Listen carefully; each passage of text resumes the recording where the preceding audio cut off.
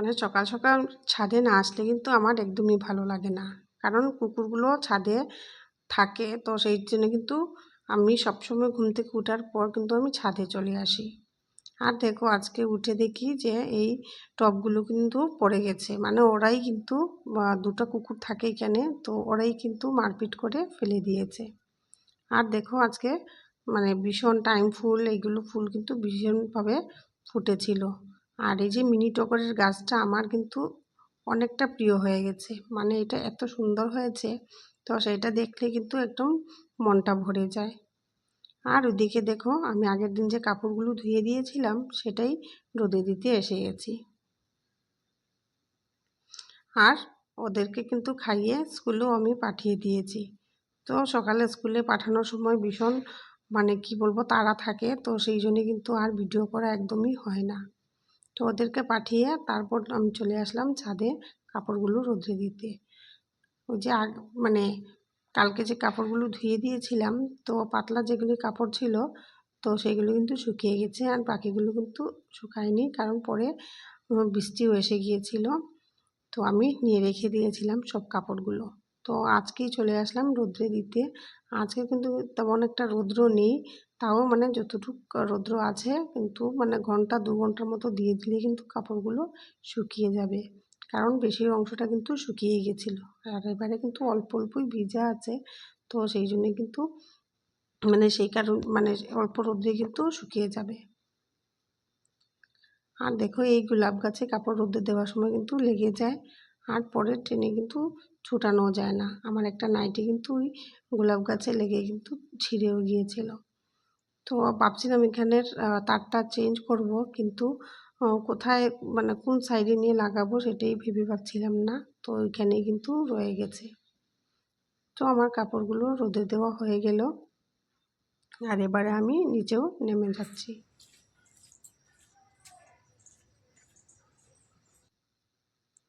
আর দেখো রাত্রিরও অনেকটা বাসন ছিল, আর যেহেতু ওরা সকালে খেয়ে গেছে স্কুলে, তো সব মিলিয়ে কিন্তু অনেকটাই বাসন। তো আজকে এখানেই মেজে নিচ্ছি, কারণ বলছি যে আজকে শরীর মানে শরীরটা একদমই ভালো লাগছে না, তো সেই জন্য কিন্তু আর বাইরে নিয়ে ধুইনি, এখানেই আমি ধুয়ে নিচ্ছি। আর অনেকটা বাসন জমা হয়ে গেলে কিন্তু বেসিনে ধুতে আমার অনেকটা অসুবিধা হয়।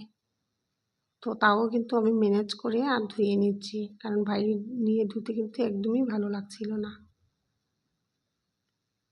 মানে গুণে রূপে লক্ষ্মীও না আর গুণে সরস্বতীও না, তাও কিন্তু চেষ্টা করি যে মানে সংসারটাকে সুন্দরভাবে গুছিয়ে নেওয়ার। তো জানি না কতটুকু কী করতে পারি বা করতে পারবো। তো এত বছর থেকে কিন্তু এইভাবেই কিন্তু চলে আসছি। তো শরীরটাও বললাম না আজকে ভালো লাগছে না, তো সকালে কিন্তু উঠতেও একদমই ভালো লাগছিল না। তাও ওরা স্কুলে যাবে, তো সেই জন্য কিন্তু উঠতে হয়েছে, কারণ আমার জন্য স্কুলে যাবে না সেটা কিন্তু একদমই ভালো লাগে না, কারণ স্কুল মিস করাটা আমি একদমই পছন্দ করি না। শরীর ভালো থাকুক বা না থাকুক, আমি শুধু ওদের শরীর ভালো না থাকলে আমি পাঠাই না। আর বিশেষ কোনো অসুবিধা ছাড়া কিন্তু আমি স্কুলটা আর মিস করতে দিই না আর কি ওদের, কারণ স্কুল মিস করলে যেহেতু মানে প্রাইভেট স্কুল, সেই জন্য কিন্তু অনেকটাই লস হয়ে যায় স্কুলে না গেলে।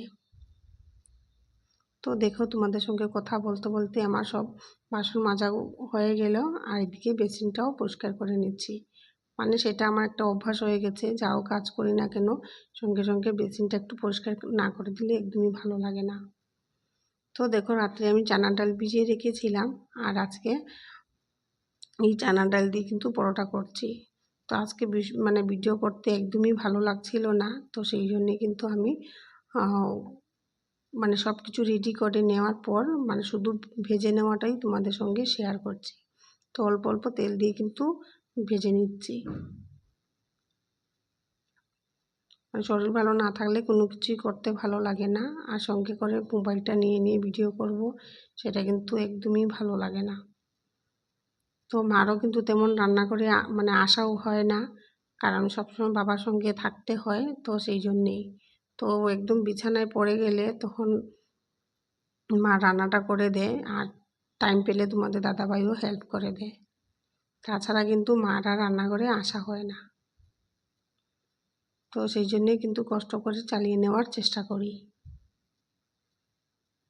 তো এদিকে কিন্তু আমার রুটিটাও হয়ে গেছে, আর ওদিকে আলু ভাজিটাও করে নিচ্ছি। ওই পাশে কিন্তু আমি আলু ভাজাটাও আগের থেকেই কিন্তু বসিয়ে দিয়েছি। আর সবসময় আমি রুটির সঙ্গে কিন্তু কুচি কুচি করে আলু ভাজি করি।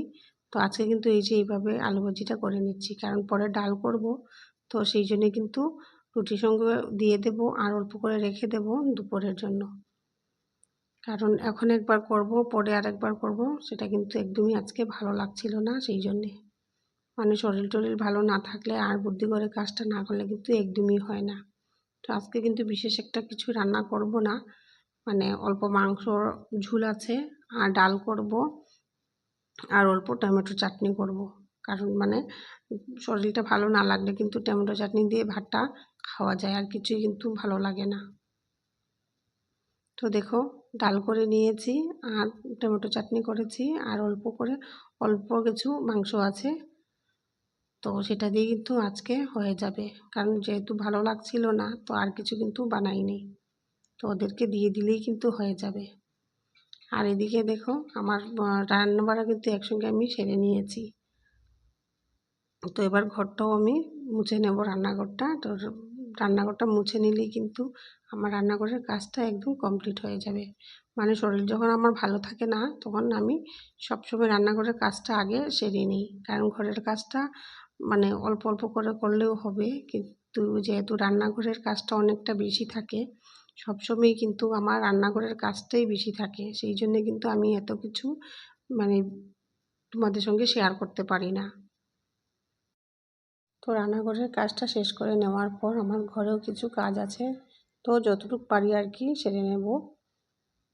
কারণ ওরাও তো স্কুল থেকে এসে যাবে। তো আমি ঘরের কাজটা শেষ করে আর স্নানটাও করে নেব। তো আজকে স্নান করব, তাও কিন্তু আজকে মাথাটা ভিজাবো না, মানে মাথায় আজকে জল দেব না। কারণ শরীরটা ভালো নেই, হয়তো মাথায় জলটা দেওয়ার পর জ্বরও এসে যেতে পারে, তো ভীষণ কিন্তু প্রবলেম হয়ে যাবে। তো সেই জন্য আজকে মাথায় আর জল দেব না, এমনিতেই ভালো করে গায়েটা ধুয়ে নেব। তো জানি না আজকের এই ভিডিওটি তোমাদের কেমন লাগবে। তো আজকের এই ভিডিওটি যদি তোমাদের ভালো লেগে থাকে তাহলে প্লিজ লাইক করো, কমেন্ট করো আর চ্যানেলটাকে সাবস্ক্রাইব করে রাখো। হয়তো আমার ভিডিওতে কোনো ভুল হয়, তো সেই জন্য তোমরা একদমই সাপোর্ট করছো না। তাহলে কমেন্ট করে বলো কোথায় আমার ভুল হচ্ছে, তাহলে তোমাদের কথা মতো আমি ভিডিও দেওয়ার চেষ্টা করব। আমি হলাম তোমাদের পরিবারের নতুন সদস্য, তোমরাই বলে দেবে কোথায় ভুল হচ্ছে না হচ্ছে, তবে তো আমি শিখতে পারবো। তো আজকের মতো এই পর্যন্তই, দেখা হবে নেক্সট আরেকটি ভিডিওতে।